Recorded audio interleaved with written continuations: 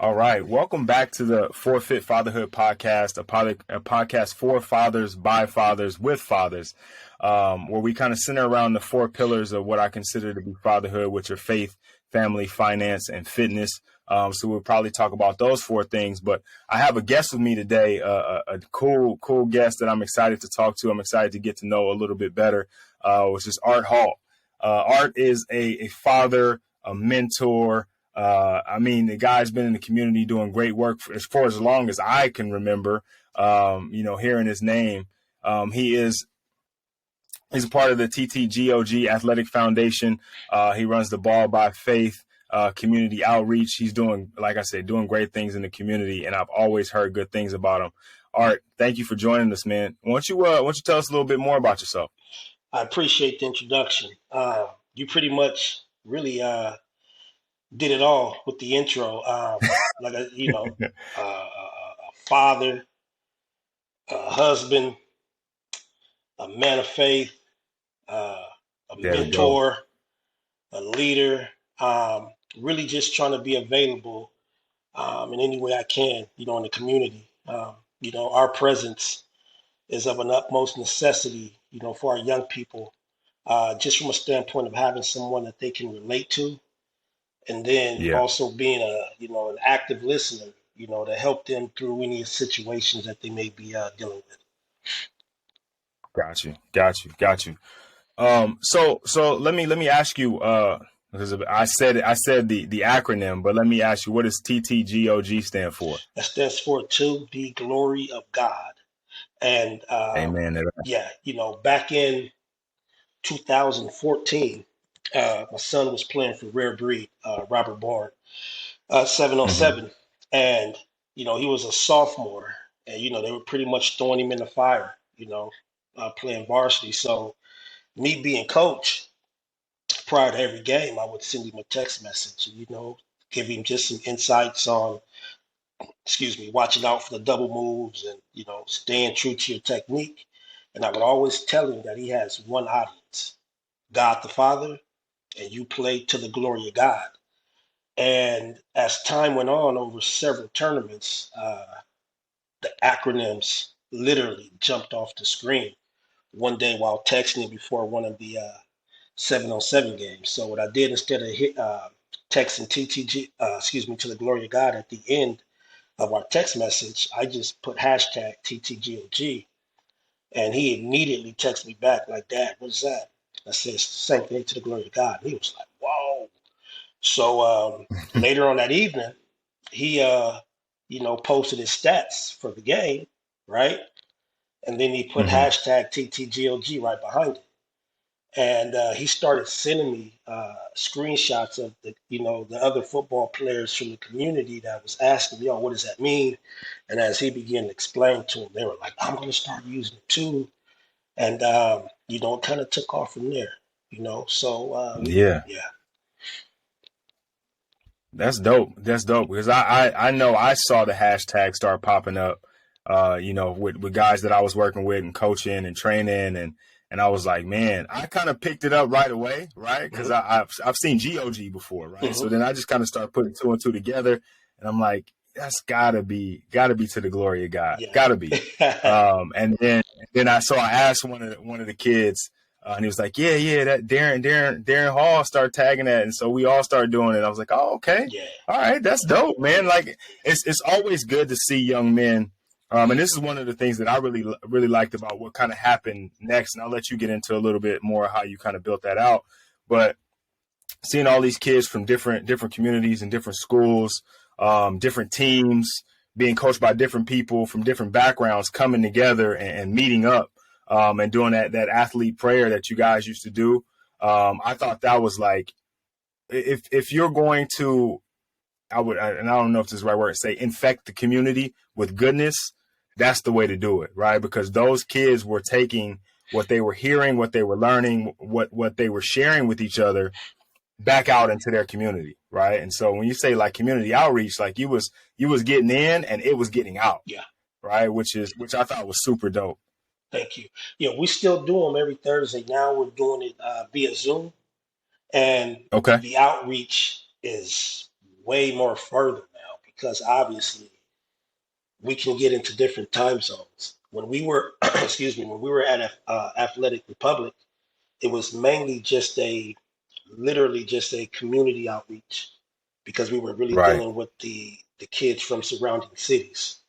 Now that we're on Right. Zoom, we're reaching other states. Now we have professional athletes in the Zoom room.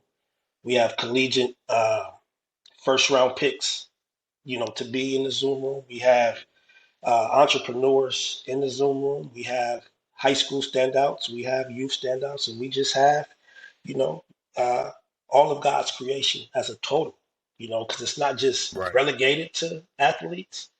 For some reason, that seems to be the majority. But yeah, so now that we're in the Zoom room, like I said, we are really, really into other time zones, and it's really awesome because now there's levels. There's kids in there that can look up and see a professional athlete, and really hear what they have to say from the standpoint of how God, uh, how their faith in God, excuse me, was instrumental in becoming the men they are today from a standpoint of their prayer life as it equates to hard work and putting the two together. And success was inevitable. So these younger kids are hearing some of the things that other guys are doing that they can implement. And, we're really trying to keep this thing rolling because I've seen what it does firsthand.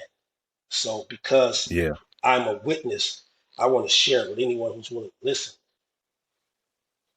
Yeah. Yeah. I mean, you're doing an amazing job of it, brother. Thank I you. like I said, like I mean, people listening to the podcast may not know, but the Inland Empire is a hotbed for some of the best athletes in the country. Oh, yeah. And so when you say like future first rounders, NFL players, and then not even just athletes, like just great people in general, like it's a Yes. great community to raise your children.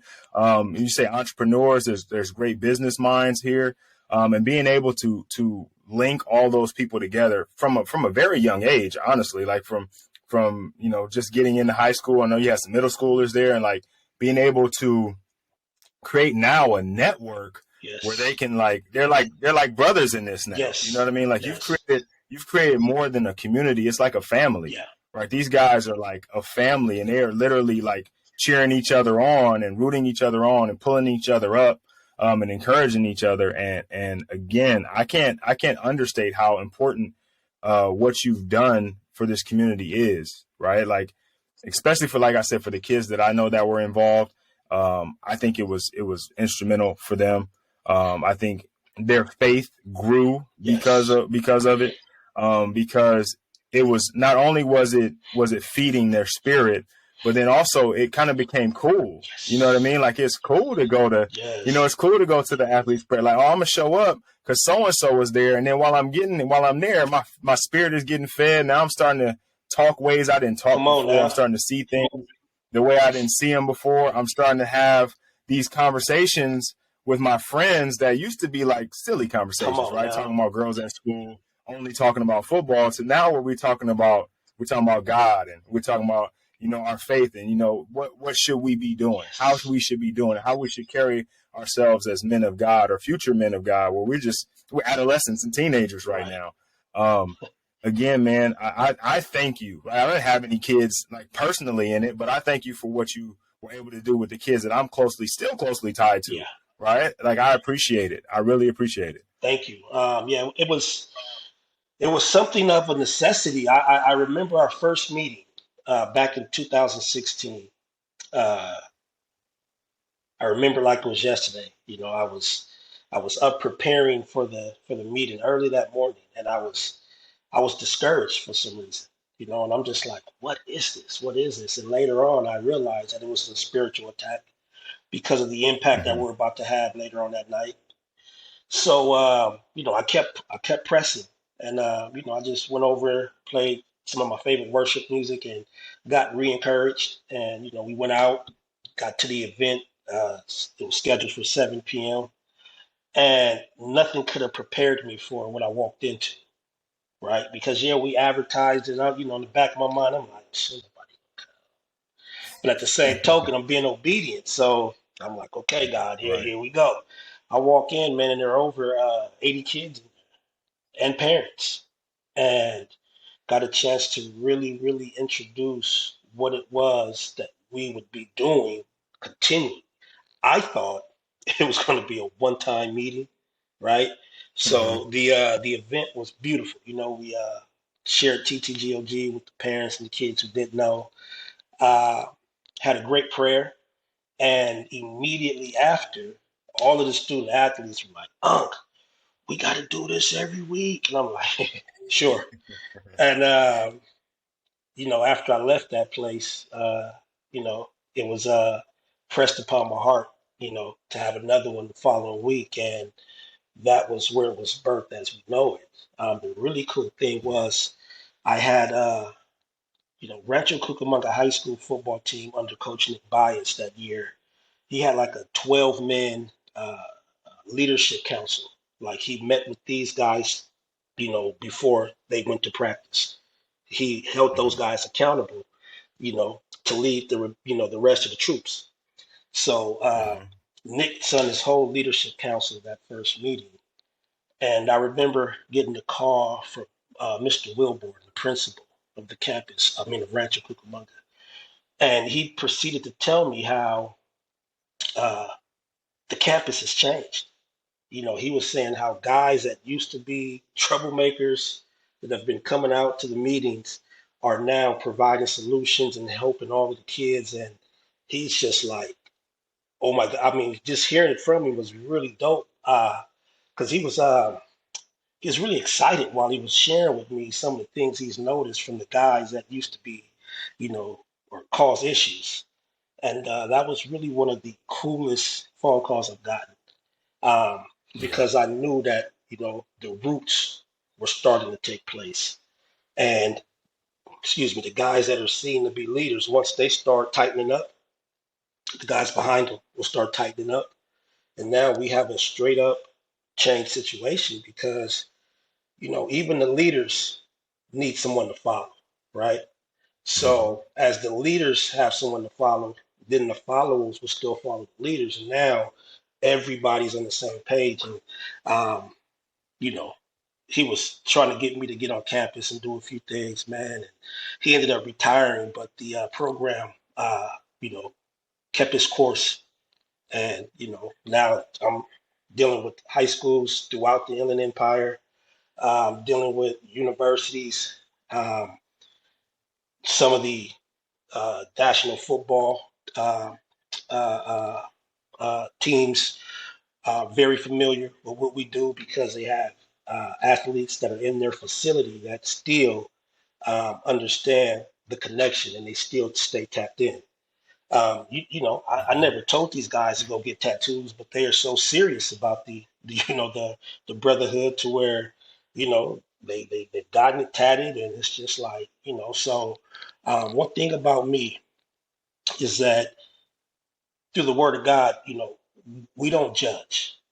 So I Hmm. understand that these young men have to, you know, work this thing out, or how the way I say this, walk out their salvation.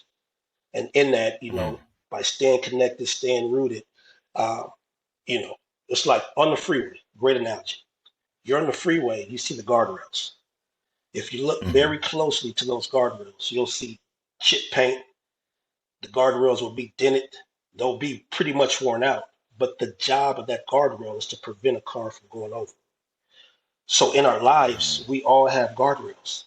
And I tell these young men to bump into them puppies as often as you need to, right? Because it just Hmm. shows that you are human, right? Growing towards being more spiritual.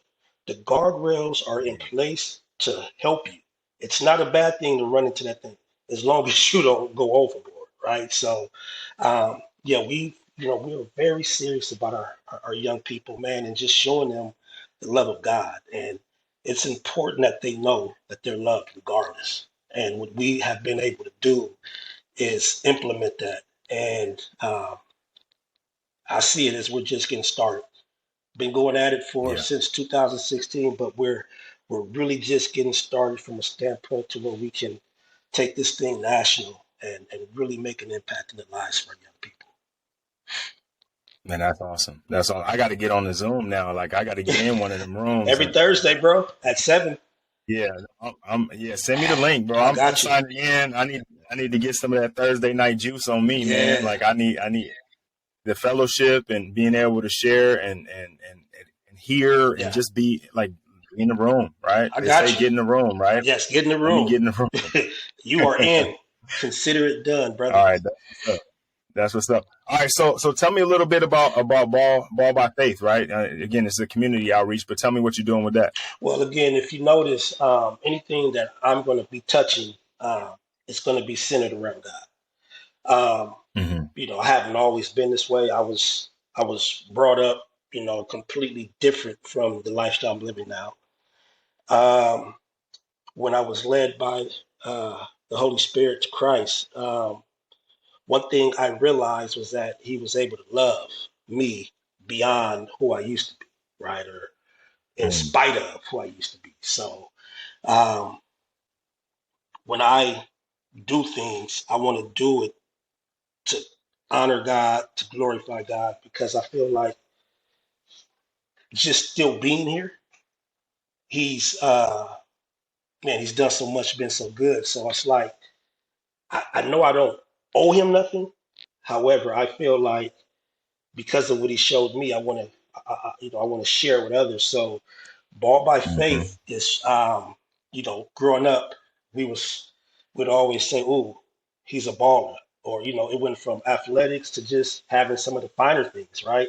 Ballers had those. Hmm. So, ball by faith is really denoting success through faith, right? So, the scripture tells us that it's impossible to please God without faith. So, faith is something that we really have to hone in and realize that faith is a necessity. So, if we're going to have success, we're going to have success through faith.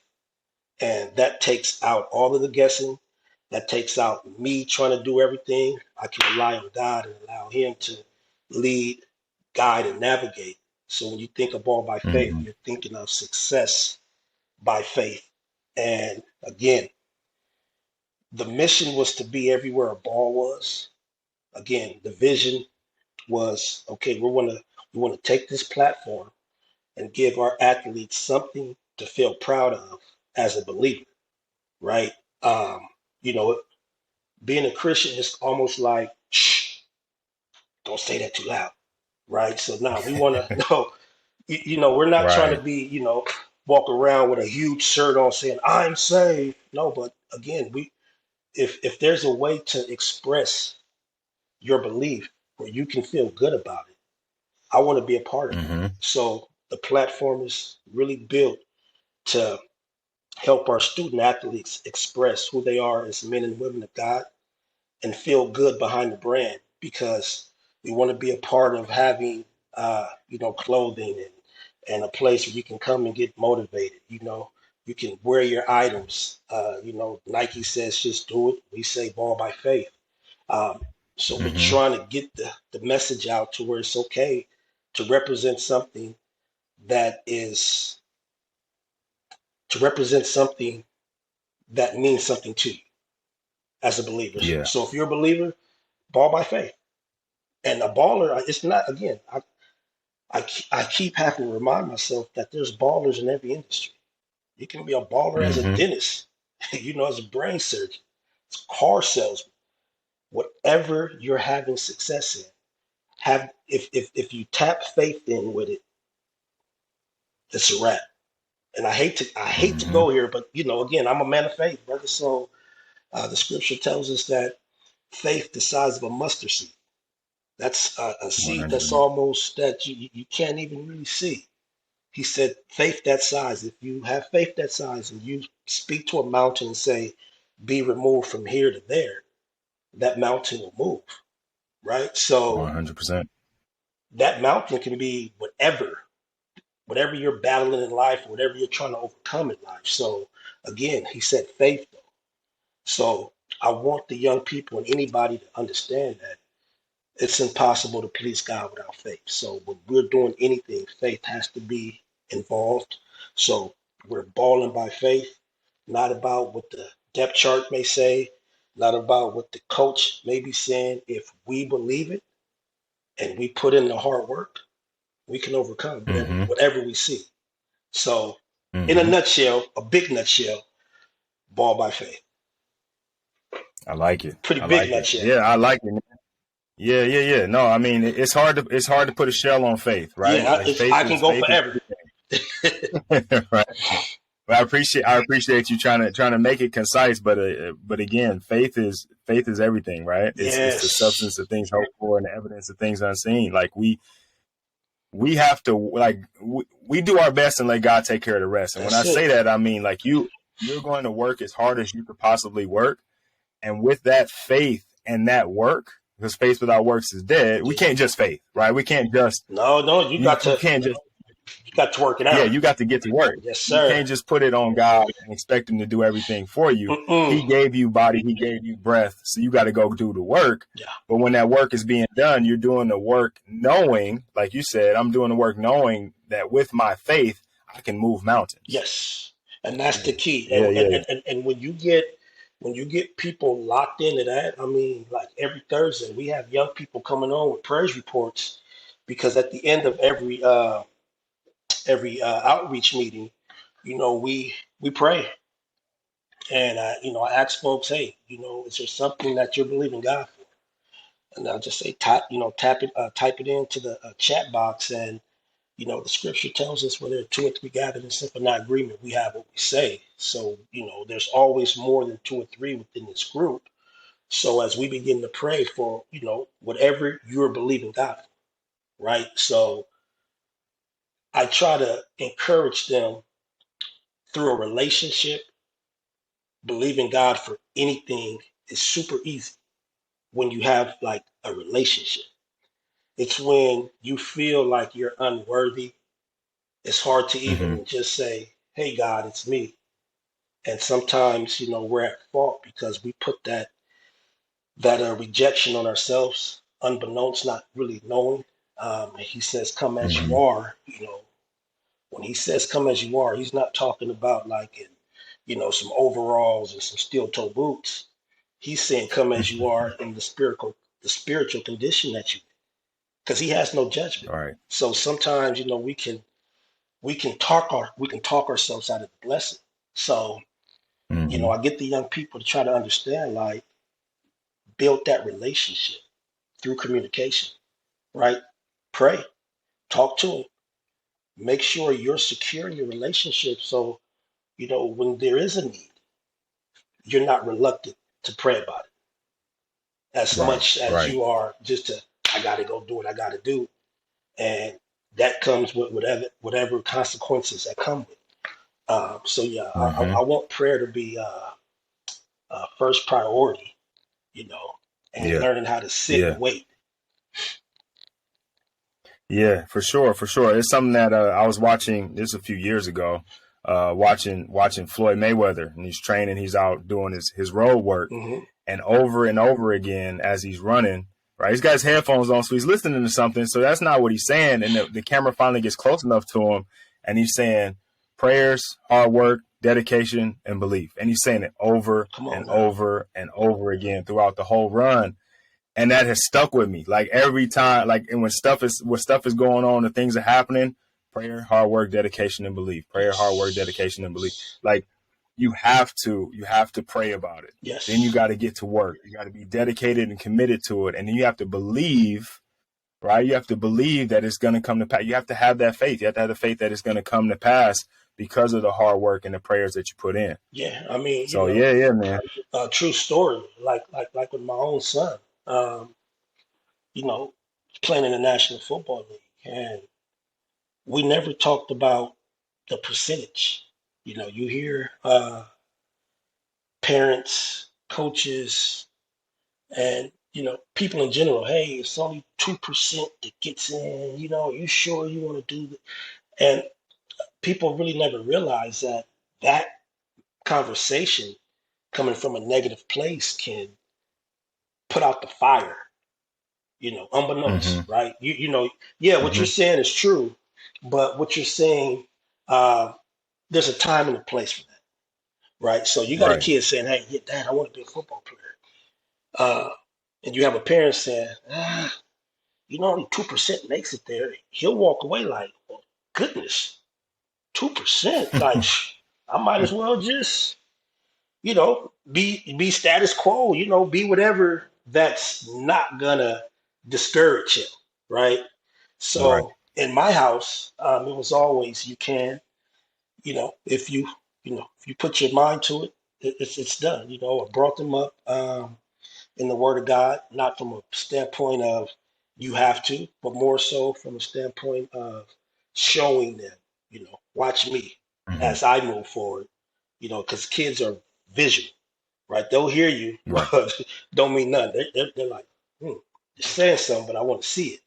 So even with his movement throughout, youth, high school, college, and now professional, he's always had a confession board, right? He's always had sticky notes up in his room as early as he was like 6, 7, 8. So whenever he's walking through, all he see is something that is pertaining to the Word of God, a promise from God, and after a while, it builds your confidence to a place to Yeah. where there is no there is no limit. I mean, you look at David and Goliath. Nobody talks about the lion and the bear that David overcame prior to Goliath. No one talks Hmm. about how him conquering or excuse me, God being with him as he overcame the lion and the bear. So when he saw this giant of a man defiling the armies of God, he was like, yo, I'm going, he just proceeded to tell him what he was going to do, and he followed through because he know that God was with him. Hmm.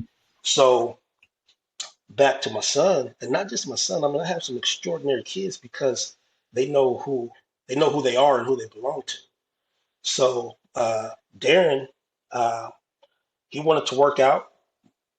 He didn't have no car, right? I provided all of that. So if I was being lazy or my motivation was not to make sure he got from point A to point B, things could have been drastically different. So from a Hmm. parent standpoint, the support had to be in place. He's telling Yeah. me, Dad, I wanna play in the league. This is in high school. I'm like, okay. I said, just show me. Just continue to work. That was always our conversation. I wanted him to have fun while working, but I wanted him to start to ramp it up, right? Because now he's at a powerhouse high school. We had transfers coming in, and craziest thing, man, he didn't play varsity his sophomore year. And in today's world, oh my gosh, I'm playing JV or I got to transfer. So I told him, I said, listen, this team that you on, I said, there's 90 kids on here. And I said, I can count almost 30 kids on this JV team that can possibly play Division I football. This is how good that JV team Hmm. is. I said, no, I I said, remember. yeah. I said, no, I said, you just stay put and you just dominate down here. They brought him up in the playoffs, but I said, no, you go down here and dominate. That way you're playing opposed to just walking around, right? So he did that. Got to his junior year, uh, same pretty much.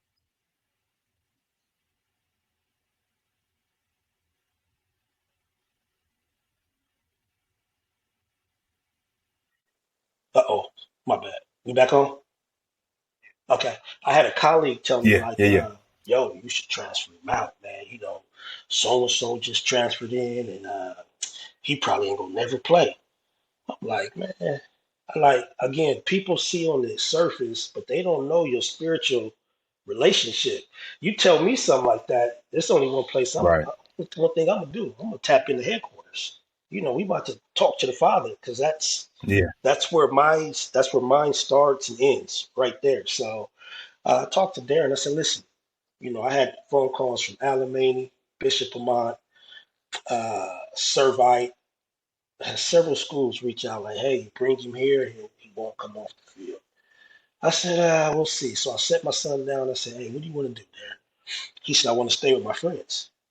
And I told him, I said, if we stay, you're going to have to perform like you're the starter. I said, I don't care what the depth chart say. I don't care what the coaches are talking about. I said, you've never been a second string player. You've never been anything outside of a starter. So we're not going to, um, uh, uh, we're not going to revert to what they're saying. And he looked at me and said, Dad, I got it. I got it. Mm-hmm. So started off, he was being ran in on third downs for passing situations. So junior year. By the fifth game, I got a call from his position coach, and he's like, "Hey, man," he said, "There's a lot of arguing going on in that coaching room almost every week, and it's about your boy. You know, 75% of us say he should be starting, and 25% is saying let's not change the defense. So longer, shorter, they changed the defense to a five defensive back set, 4-2-5, 3-3-5, and Mm-hmm. his junior year, he got 10 offers. Went from a backup to getting 10 offers uh, that year. And I share that story commonly because, again, you cannot be moved based off of what somebody else is saying, right? They don't they don't Mm-hmm. understand what we do from a standpoint of our beliefs and our faith. So what he got a chance to see is how powerful God is in his life because he was also believing for everything that took place. Right? We were sitting down his sophomore year Mm-hmm. watching ESPN, and he was just like, "Dad, I want to play college football." I looked at him and said, "You will." I didn't give it any other thought. I just spoke directly to what I believe because I'm seeing him work. I know what's in him, and I know what caliber of student athlete he was. So um, that was just a situation that really kind of took him from his faith in God, woof, took him to the stratosphere. I mean, because there was story. I mean, Yeah. he got to college and San Diego State. We had 14 Division One offers. Uh, Everybody wanted me to send him way out to the Big Ten. I'm like, nah, I know my kid. Like, he wants to be close to home.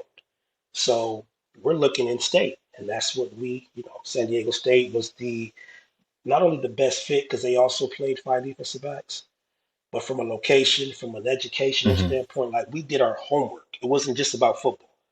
So now, when I'm consulting families through my recruiting service, I'm like, listen, I'm gonna help you find a fit.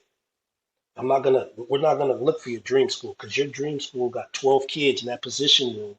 That's all underclassmen. That kid is gonna be trying to come home in a few months. Mm-hmm. Right? No, we need to find somewhere for him Mm-hmm. where it can be beneficial for him, where he can see progress. And as you see progress, now you're more inclined to stick to the script. So we got to San Diego State, and he had did an interview with the NBC San Diego. And in the interview, he said, "I don't believe there was 13 corners in California better than me," because he was rated the number 14 corner coming out of California. San Diego State didn't like that. So when he got to, oh gosh, when we dropped him off in July, first day of weightlifting, uh, the strength coach was, oh man, my son called me like, "Dad, I don't know what to do." I said, "What's going on?" He said, "Man, the strength coach is calling me out in front of everybody." And me being dad, that's always been locked in.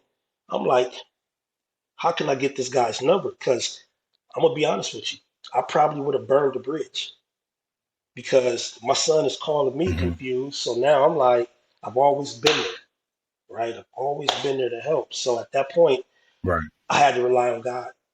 So it went from, guys in here talking about going to the league, ain't never put on a jersey, strength coach. Go on your Twitter page and take that tweet down because he tweeted in April that I will be drafted by an NFL team in 3 to 4 years. This was his freshman year of college football. He put that tweet up and he pinned it. Mm-hmm. So the strength coach told him to take it down. Darren called me and said, "Dad, he wants me to take it down. What should I do?" I said, "We're not taking nothing down." I said, "You're speaking faith. We're in agreement with your faith. You keep that up."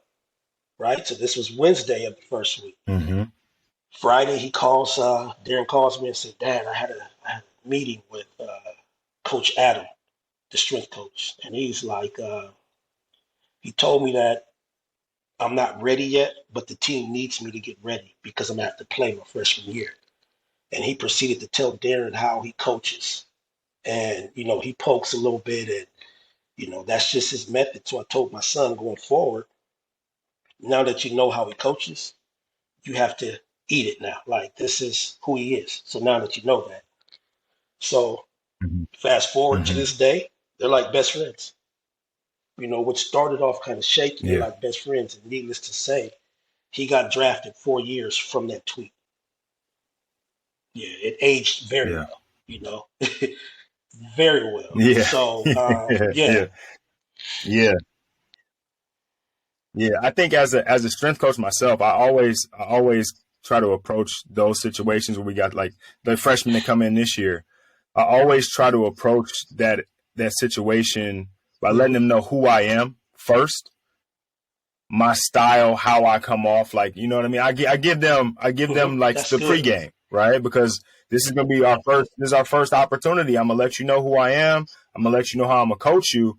Now, if you got a problem with it, you come talk to me. My doors are always open. Like the line of communication has got to be like this, right? I'm not the guy coaching you on Friday night, right? I'm the guy coaching Right. you Monday through Friday. I hmm get to see you every day. So I need to know you. I need to know you like That's right. they can't. You know what I mean? So this relationship, we're partners, right? They're your coaches, right? There's a hierarchy there. There's a hierarchy here, but we're partners in making you the best possible Correct. athlete we can, right? It's our goal to work together. So I come in and I get on guys. Don't get me wrong, but there's an Right. understanding between the two of us, right? There's an understanding that I'm saying what I'm saying because I need to pull something out of you that you don't Correct. even see yourself, right? And I think guys have to do a better job of that. And I think it's just the soft hmm skills, the people skills, right?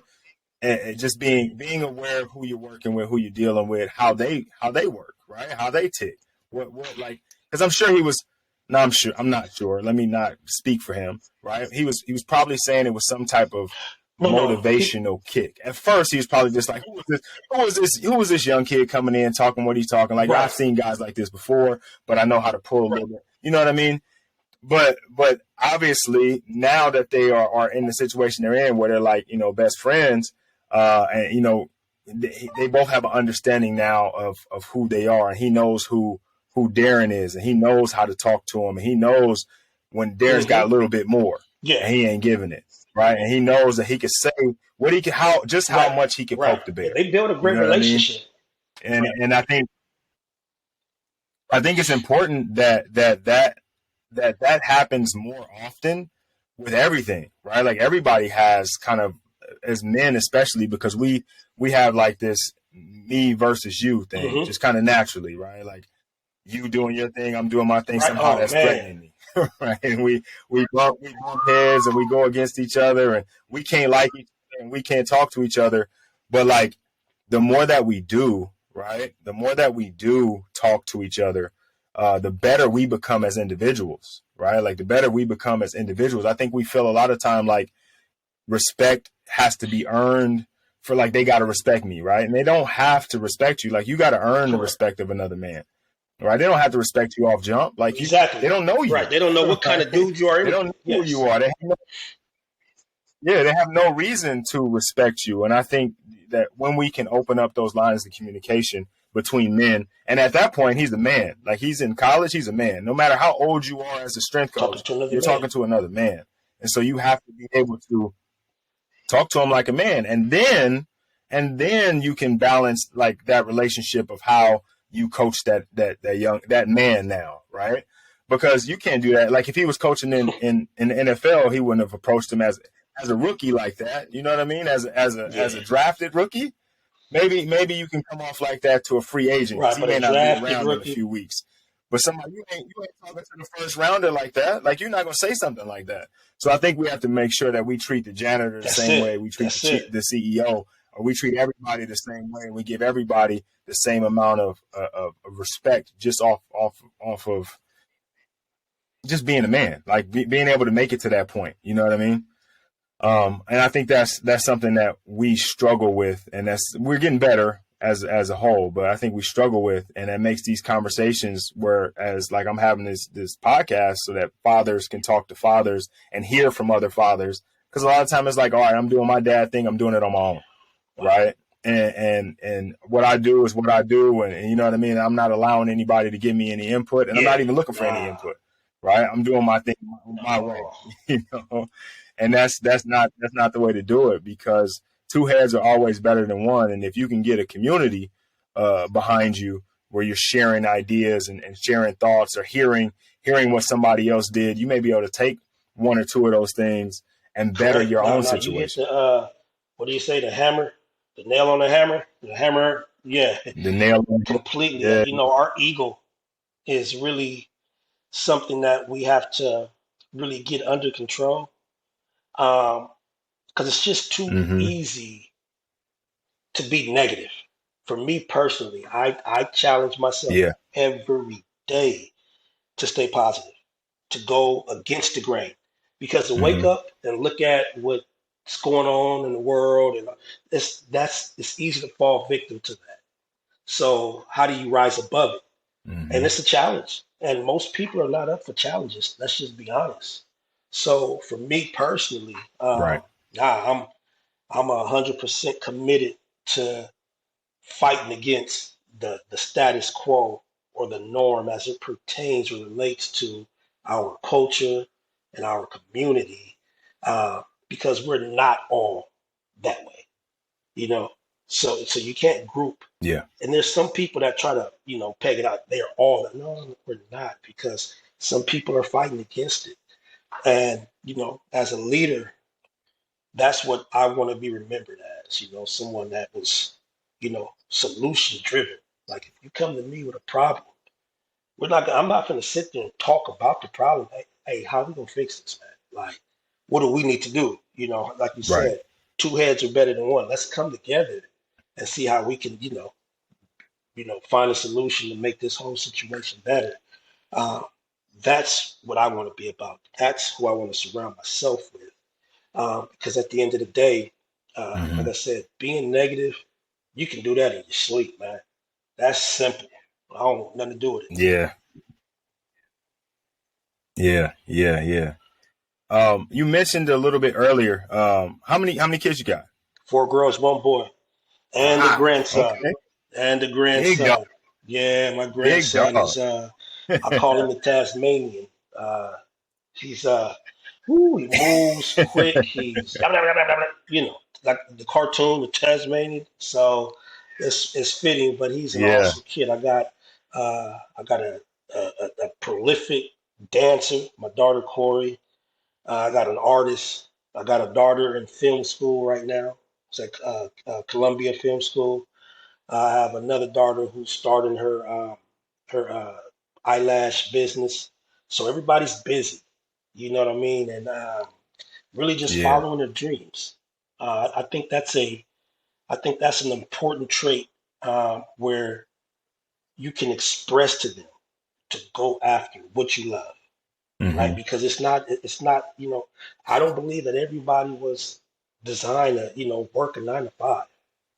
And Mm-hmm. if you're going to be willing to step out in faith, as we talked about earlier, the hard work and dedication, all of that are requirements to see a move of God. And your belief and your faith has to be in place. So I encourage them, hey, nah, we should pray about it. We're gonna pray about it. We're gonna come in here, talk Yeah. about it, Yeah. and let's see how we can again put our heads together and all support each other. So yeah, we have 5 wonderful kids, man, and um, I got about 1 million nephews worldwide. And it's a testament to the relationship. Yeah. Because we've always had kids over our house.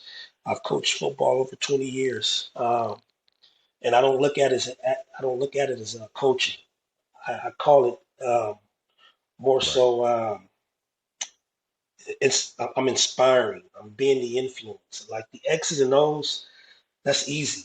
But how can I gain your trust to go extra? When I need, like, Mm-hmm. okay, we're in a dogfight. But if I can get you Mm-hmm. to put your guard down and trust me, and then see that the love is reciprocated, oh, we'll get through that dogfight. Matter of fact, we'll have another gear to Yeah. go through to go to when that dogfight comes. So I look at it as, being an inspiration. I want to be able to impact these kids in ways that coaching just can't reach. So yeah, we use football as a draw, Mm-hmm. X's and O's as a draw, but mainly I'm out there for the fellowship and the outreach. My heart longs for that, man, to be around the kids because every kid is not getting loved at home, man. It's unfortunate. Like Yeah. young man just couple, yesterday, last night, young man just lost his life to an accidental drug overdose. My nephew, my son's best friend, last Saturday lost his life to the same pill, the same drug, same. And then a month ago, a kid I coached at Rancho's freshman year, right after he graduated, he lost his life the exact same way. And um, I had made a mention earlier today that as a parent, we have to get back to being nosy again. I'm talking about all up in the Yeah. kids' Yeah. mix. Let me see your phone. Who you talking to? Pull up them DMs because their life depends on it now. I mean, this fentanyl epidemic it's knocking close to home. And if we don't, Yeah. if we're not educating the kids and bringing awareness to the kids about, hey, don't eat nothing from nobody, don't take no pills from nobody, don't say you got a headache near nobody, and they say, hey, I got this, because the cruel irony is these kids that are taking these pills, they're getting them from someone they call friend, right? Somebody that they're comfortable Mm-hmm. with. Like, hey man, here, try this. You got to be comfortable with somebody, or just a little loose in the head to be like, okay, I'll take one. So yeah, my heart goes out to these Yeah. families, Yeah. man, and I bring that up because I know as a parent, sometimes we can get so wrapped up in providing and even doing me, or I got to live my life. All of these old cliches to where we leave the kids to fend for themselves, and they're not ready. Mm-hmm. Like Adam Hall told me regarding my son, No. we need him, but he's not ready yet. These kids are not ready yet. So uh, we got work to do, man.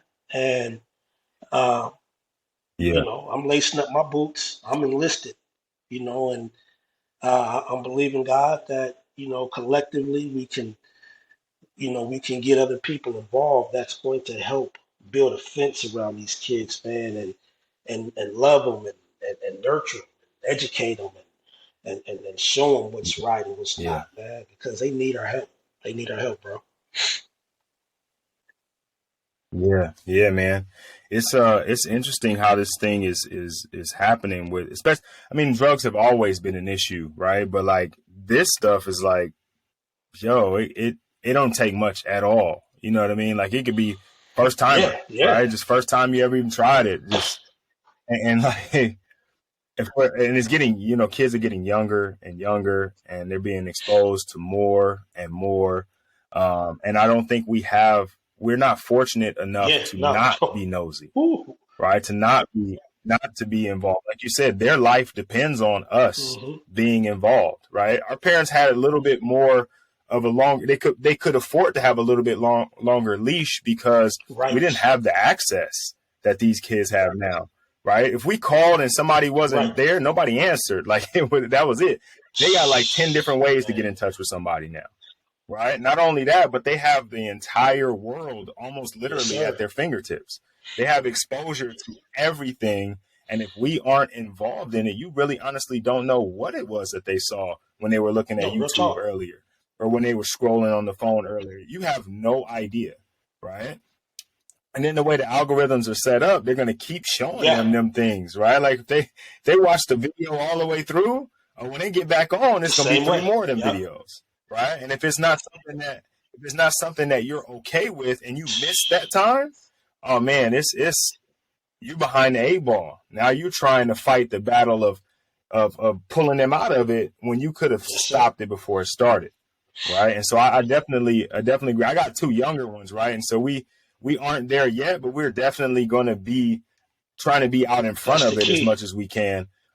Because I don't even know what I would do if I got that phone call. You know what I mean? I don't know because I say fatherhood is my purpose, and I felt like this is where God was like I was That's put it. here to be their father, and I'm going to be the best father they can be. If I were to hear that they weren't here, like I don't even know what I could do with myself. You know what I mean? I don't know what would be next for me. I can't even envision that situation, that scenario. And so I don't ever want to be there. I don't want kids that I'm involved with to ever be there. I got a call a couple of days ago, a kid that I had trained for years, got hooked on drugs. He ended up passing away, not from drugs, but man, like talking to his parents, like I was like, man, I wish I could have been around, right? Like I wish I could have been involved more, because once he stopped playing Yeah. sports, they stopped training, right? And then he stopped Streets. coming around, and so then the conversations are infrequent, and I don't get to talk to him about that something that happened at school, or somebody said this or somebody said that, and then before you know it, my man is gone, and it's not coming back. You know what I mean? And it's like, okay, what do we do now, right? How do we stop the next kid from being the next story, right? The next headline, and because it's happening so often for these kids, they're There almost you go. That's it desensitized right to there. it. Because they're You know what I still mean? taking them.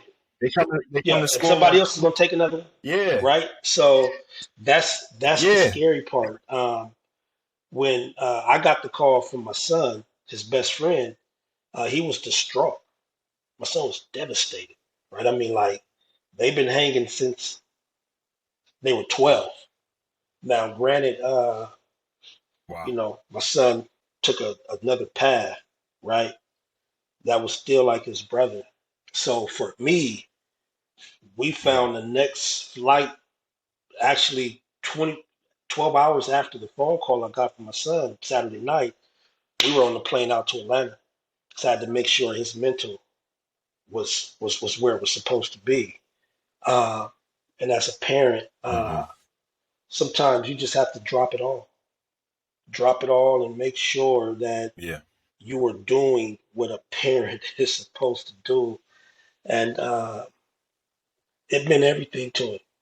You know, when he came and got us from the yeah, airport, we hung out with him till Thursday because they flew out to New York last Thursday. Just played New York yesterday, so we were out there for about 5 days, man. Just making sure he was straight, and that was yeah, important. He's all the way out yeah, there, way away from home, trying to deal with something that he could not quite really grasp, right? So mm-hmm. I just really give God the glory for having to be in position, to drop it all, because Yeah, whew, we're helping in so many ways this family uh, get everything together, man. But it's a lot of kids that he was close to, um, that are really hurting, and sometimes we just gotta yeah, really just sit still and just be available. It's not what we say; it's just our presence. You know what I'm yeah, saying? And it's right, really tough, man. yep, But yep, one day at a time, bro. One day at a time. yeah. And that's a testament to something I've been saying a lot lately is once you become a parent, once you become a father, you're never not a father. You're never not a parent, right? And you've got a full grown son who lives 7 states away from you. And when your son needs You you, go, no you go, question. right? Like when your kids, yeah, like it's a full-time job when they live with you, right? But and you think, okay, they're grown and do it, but you still Yo, on duty. You just on man. call, right? Like you're not clocking in, clocking out, but Yes. you on call. And when the call comes, you got to show up and be the man that you've been for them since Yeah. they were born, right? And you got to show up and provide the stability and the support and the shoulder. And you gotta lock in and hug up and All of cry that. and Yeah, laugh and yeah. do whatever All you of it. have to do in order to be the, like you said, be the presence that you've been for them their whole life. Like you get to be dad, and then you hugging a grown man, right? But when you're embracing him, it's like all you over hugging a again. 10-year-old, right? Because yeah, and that man, that's got to be. It's a sad situation what happens that brings you to it, but that's got to be a special moment to have with your son, is to be like, yo, Dad's here. dad is Yes, here. yes. Like, you know what I mean? Back in the day when you used to call me daddy, you used to Mm-hmm. give me them little hugs with them Yeah, little arms. Like, we getting and those hugs again. it was, like I said, it was a blessing to be available, right? Because Yeah, you know, yeah. there's nothing that can prepare you for a situation like that. Like I said, I've known the kid. He's called me Unc. I've been in his life. He was actually at my secret sauce camp that we had July 16th. Uh, you know, so he had come and hung out Oh with wow. us. And you know, like I said, you hope to see people, in your mind, it's like you don't think that's going to be the last time. You know what I'm saying? Um, so that's why Right, it's just important, right. man, to always do right by people, man. Love people, because you never really know what they're doing away from you that can lead to uh, someone checking up out of here early. But like I said, this one day at a time, man. The, Yeah. the, the beautiful thing was to hear the Atlanta Falcon organization, man, rally behind my son. It showed me so much because it happened Saturday. We flew out Sunday. Monday they had a fan day at the Mercedes-Benz Center. Now I was not going to be like, "Hey man, get up and go practice." So instead of tripping Mm-hmm. like that, I just prayed to God, like, "Look, Father, I believe that he needs to be around what he's used to being around. That way he can get back in the flow." Mm-hmm. So maybe a Mm-hmm. couple of hours later, he knocked on the door. Baby, man, hey, Dad, get ready. We're leaving in 5 minutes. And I was just like, whoa, thank God. So we get to the facility. We get to the facility, and I get a chance to see his teammates like really embracing, because they all knew about it, right? I'm Mm-hmm. seeing just the whole secondary one Yeah. by one, just love on him. So we after the fan day practice, we go down to the locker room, and he calls me and say, "Hey, the head coach Art's coming out to speak to you." Um, and now they don't owe us any explanation. They don't owe us any conversation, right? Like he comes out, man, and Right. he's just like, "Listen," he said, "We know what kind of guy he is. He's one of our guys. We trust him. Uh, he can take off as much time as he needs. Hey, I told him to go back to Cali." I said, "Whoa, whoa, whoa, whoa. We brought Cali to him because the last thing I want to do, coach, is have to drag him back to the airport." We laughed about it a little bit, but the head strength guy came out, his position coach came out, and they shared with me things I already knew. Because I know my son, I know what kind of character he has, I know what kind of football player he has. But to have it confirmed, Yeah. from some of the highest levels in that front office, um, really was a blessing. It really was a blessing. I can also see that it helped him getting out to practice. As hard as it was, he had to use his faith. Mm-hmm. And that's one thing I've Mm-hmm. always encouraged, not just my kids, but anybody uh, that has a relationship or connection with me. Use your faith. It's when you don't want to do it, it's when you're going to find the breakthrough. Everybody, it's easy to do Mm-hmm. things when everything is, the sun is shining, but you show me that same grind when, you know, something is going on with you, right? You show me that same grind when you don't want to get up and Mm-hmm. do it. That's where you find your victory. And yeah, it was a moment, and I think for him being, like for me, I grew up in the city, so I experienced a lot of loss from friends and colleagues. So for Right. him not really experiencing nothing like that from that standpoint, uh, it's a process. And like I told him and all his buddies, I said, Yeah. we gotta still chase our dreams and go after everything the same way we would if he was still here. So now we're just going to honor him in our movement, right? We're going to honor him as we continue to go Hmm. forward and accomplish the things that he would be proud of. And that's where we're at right now. So yeah, it was a moment, but it's nothing that God can see us through. Right. Right. 100%. 100%. He wouldn't give you And nothing it that you can't does. handle. Right.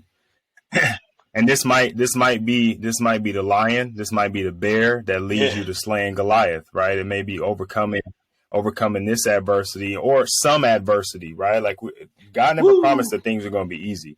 In fact, by saying that you were going to follow Christ, you Come took on on now. the cross as well, because you're going to take on the same Every persecution that day. he took on, right? He took it on for you, you taking it on for him, but it's all in preparation for what he has in store for you. So you got to go through it, and you got to learn from it.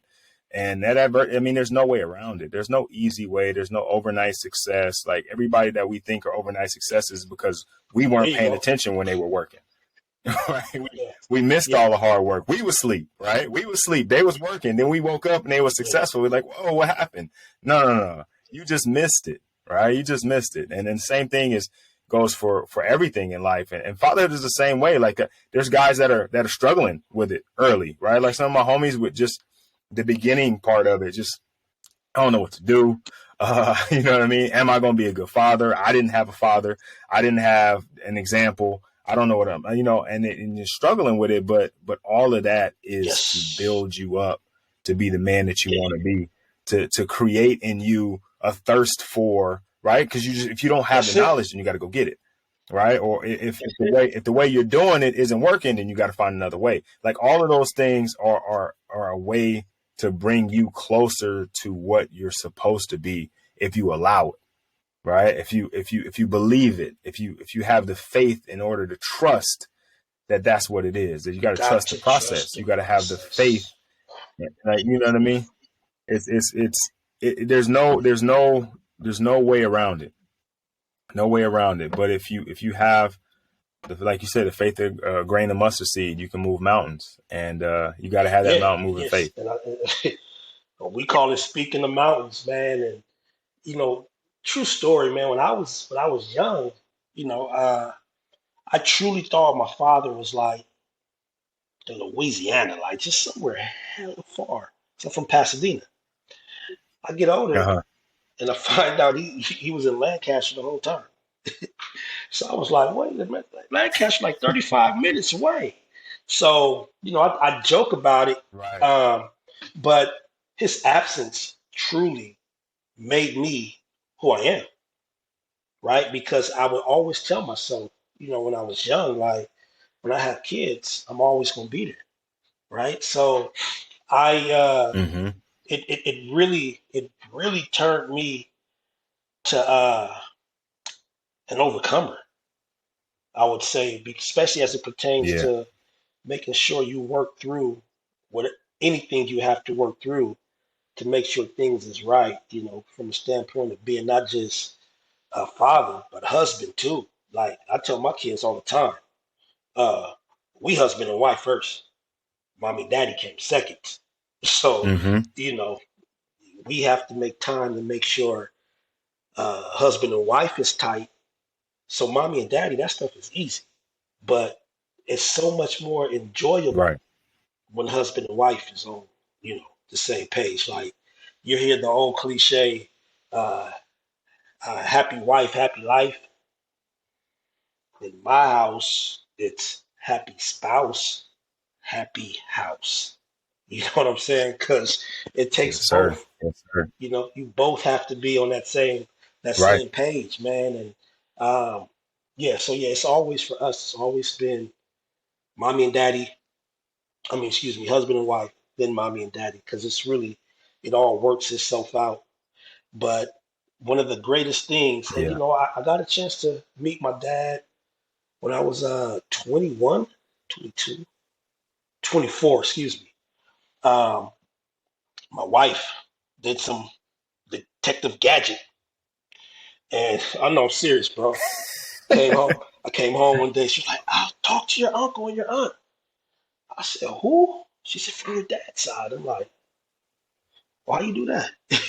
And she's like, "No." She said, "I've been trying to find your dad." I'm just like, because again, at that time, I was walking in my faith as a man of God. So a part of me was like, forget about it. But the greater part of me was like, Yeah, yeah. you got to do what's right, my man. So we ended up talking, and we set up an evening to go out over to his house in Lancaster. Got the kids, jumped in the truck, drove from Rancho to Lancaster. And the whole time out there, I'm trying to psych myself up from a standpoint of like, okay, I gotta act like I was just there. I haven't seen him since I was 4, so it's 20 years. So the whole time I'm like, okay, I gotta make him comfortable. Forget, forget about me. I gotta make him comfortable. So I do that. We get out there, man. We hang out, and again, that's exactly the attitude I walked in there with. Like I was just there the day before. Wanted to make sure because I know it had Hmm. to be awkward for him. But me walking in as a man of God with faith, with the heart of God, there was no way I could have walked in that house bitter and angry and foolish, right? So, yeah, it was interesting, but got through it, Yeah, and um, but truly, the absence really, really made me be the dad I am today, the community man I am today. yeah, yeah, yeah. That's dope.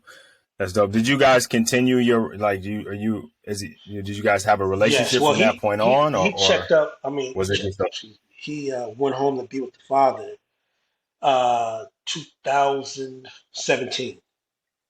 So yeah, so okay? 4 years, 4 years after we met. Yeah, so the relationship was built. We hung out, we talked. Part of me was still on some like I'm not gonna call you every day because I don't like I never did. I never My did. wife, baby, talk to you. Right. No, was I supposed to? But when we did talk, it was all good. But like I said, part of me was I'm just now getting to know him all over again. So it wasn't like um, Hmm. I was just sitting around like I'm not calling. I just had things to do.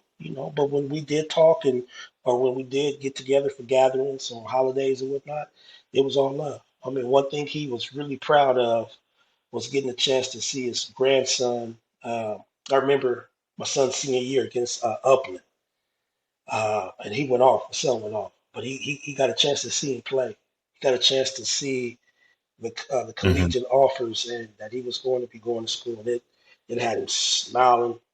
So that was a blessing. Yeah, yeah.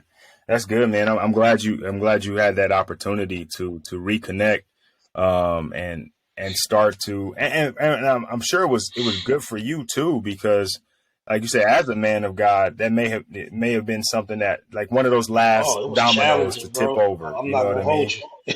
But again, Yeah, like I said, because yeah, of my faith and because I had righteousness in me, I had to respond yeah, like, okay, God, for me, I'm always looking for an opportunity to use my faith.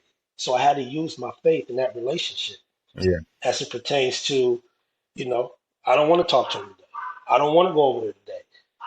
But I talk to him and I go over there, because he probably needed it more than Yeah. I did. Right. So yeah, it was Right, love though. right.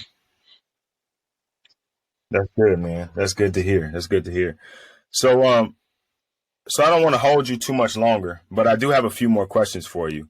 Um, this being a fatherhood podcast, and we've talked about fatherhood, we've talked about faith, we've talked about a lot of stuff. But I do want to ask you, being a father of five, which I'm impressed. And they seem like they're all doing well, Praise God. which is awesome. Um, what does what does fatherhood mean to Whew. you? Fatherhood. It, to me, it means being available, not just only for you and yours, right? Fatherhood is someone that is willing to take on the responsibility where there's a need in someone else's life, right? So Mm, yes, I'm gonna always do that in my house. That's kind of easy. But what about making yourself friendly and available for someone who may not have that same thing? So fatherhood for me is being available outside of the scope of what's normal and taking care of the children in your house. So ultimately, uh, hmm. just being available for others as well. Yeah, yeah, I like that. I like that. And you're a father figure, I'm sure, to all of the young men that you've coached, right? Because every coach to some degree is a father figure, in the TTGOG community, right? I know they call you Unc, but Yeah, that's out of respect, right? You are a father figure for plenty of young men. So you're definitely hitting that part. Um, second question, and it's a two-part question. The If you were able to create a message, right? Like you were going to put something out there for the world from Art Hall, to fathers, right? To fathers. What would you want that message to be? forgive, let go, and trust God. Um, for me, my relationship started with God when I was able to forgive the other male figures in my life that were bad examples, because God is a male figure. So if you see him as a Mm-hmm. male, it kind of reminds you of other males that you didn't trust. Like for me, it was growing up, it Mm-hmm. was hard to trust the men because you hung out with them and you heard about their exploits, and it's like, so forgive and understand that forgiveness is not a feeling, it's a decision. Once you forgive, you can start to move forward. If you are walking around with unforgiveness in your heart, uh, there's it's like you're on a treadmill. You're moving, but you're not going anywhere. Mm. So I would start with forgiveness. Forgive yourself, because as a father, we are still learning too.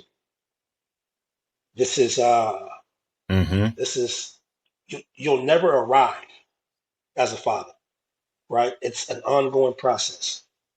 We get better as we dedicate to our role. But yes, we have to forgive ourselves. That is utmost importance. And love yourself. Yeah, yeah. Fatherhood is the infinite Yes. game, right? Because there's a beginning, but there's no middle and end, right? It doesn't end until we get to meet our maker, and even then, you're still somebody's father. Like you're still going to be called father. So it's not you can't check the Nah. stats at halftime. It's like none of that exists. You got to keep going and putting your best foot forward. Um, if you had an opportunity to put out a second message, um, kind of the same way Art Hall's message to the world, but this message is strictly for those five people that you created that share your last name, your kids. What would you want that message to be? What do you want them to hear from Dad? Ooh, that dad loves you first and foremost. Um, God loves you, and the sky is not the limit when there's footprints on the moon. So continue to strive continue to go after your dreams, goals, and aspirations unto God, Hmm. because as He's the center of your life, He'll make it all possible. And there is no quitting in the halls. We conquer it all. There you go. There you go. That's awesome, man. I'm super excited, man. Like I feel like one, for all the years that I've heard of Art Hall, for all the years that I've heard of the movement, of all the things you're doing, finally being able to like run into you in Ordained, person, bro. right? That And was kind of ordained. spark this, right? Like it Hmm. happened organically, right? It wasn't like either one of us was pushing. I just happened to see. I'm like, man, I gotta. And you saw me, and it was like, yo, let's talk. And I wanted to, because of what you're doing, and because of the father figure role that you've played in so many young men's lives. I was like, man, I got to get him on the podcast. Like what he's doing for the community directly around me is so impactful that I think everybody needs to be aware of it. Um, so I'm glad to finally be able to do this, right? And I hope that, like I said, I'm gonna be on the Zoom call for sure. Like I definitely need to check in and be seen and heard and hear and listen and all that. Like I just want to be a part of it and be a part of the community. So I'm excited that this happened. I thank God that we were able to connect and make it happen. So I appreciate you, brother, for joining me. I appreciate you for coming on and taking the time out of your busy schedule to Man, do this. I'm completely honored. Like you, I've heard equally awesome things about you. So when I found out that we were somewhat neighbors, I was like, yo. So again, I know I know this for an assurance, brother, that God does not waste my time. So running into you, all of this was this moment right here that we are having. Uh, this is purpose. This was supposed to happen Yeah. at the moment it did happen. One thing I've learned in this life, man, is that God is never too early. He's never too late, man. He is always on time. Like On always. Like time. I can look Yeah. back, and only time I look back is just for that same reason.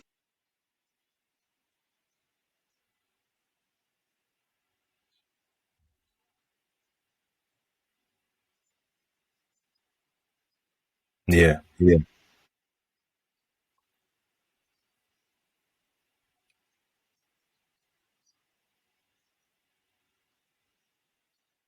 Yeah. Yeah. Yeah.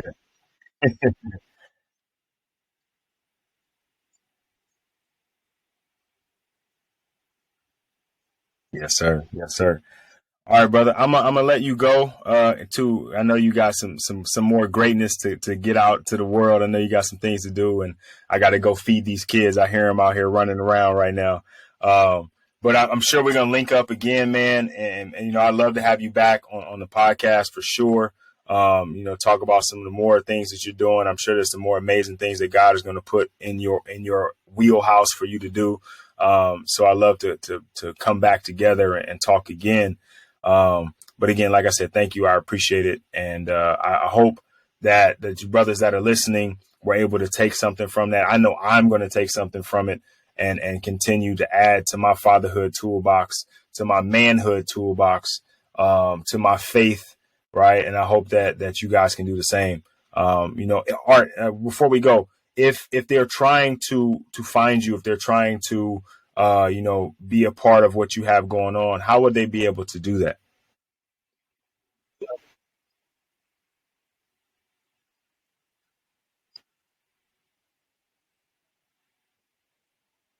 Okay.